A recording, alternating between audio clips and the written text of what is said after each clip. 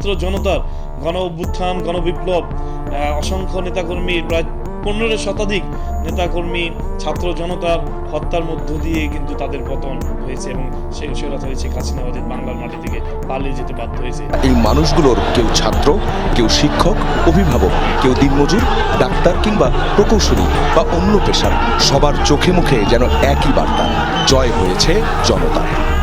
জান্নাতে গেলে যে শান্তি পাওয়া যায় তার চাইতে বেশি আমি শান্তি পাচ্ছি এখন। আমরা কালকে মিছিলে গিয়েছিলাম, আজকে পাবো ভাবি নাই, আমরা অনেক খুশি।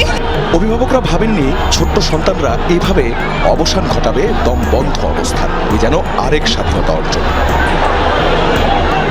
এই বিজয় সারা বাংলাদেশের ছাত্র সমাজে দেড় দশকের রুদ্ধশ্বাস জেলখানা থেকে বাংলার মানুষ মুক্তি পেল।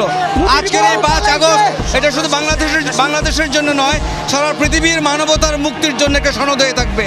ছাত্রদের আন্দোলন আগেও বৃথা যায়নি। এই আন্দোলন যারা করলেন, দেখলেন, তাদের কাছে এই বিজয় নজিরবিহীন। আসলে কালকেও বুঝতে পারিনি যে এত তাড়াতাড়ি পেয়ে যাব। আমার মেয়েরা কালকে মিছিলে গিয়েছিল, আমিও ছিলাম সাথে।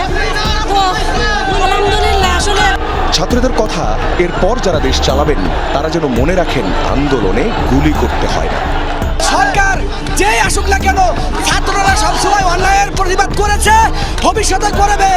সবাইকে হুঁশিয়ার করে দিতে চাই। তো আমরা এখন মনে করি যে শেখ হাসিনা এবং তার সাঙ্গপাঙ্গরা যাতে আর বাংলার মাটিতে আসতে না পারে এবং তারা যে রাজনৈতিক অধিকার তারা অলরেডি হারিয়ে ফেলেছে।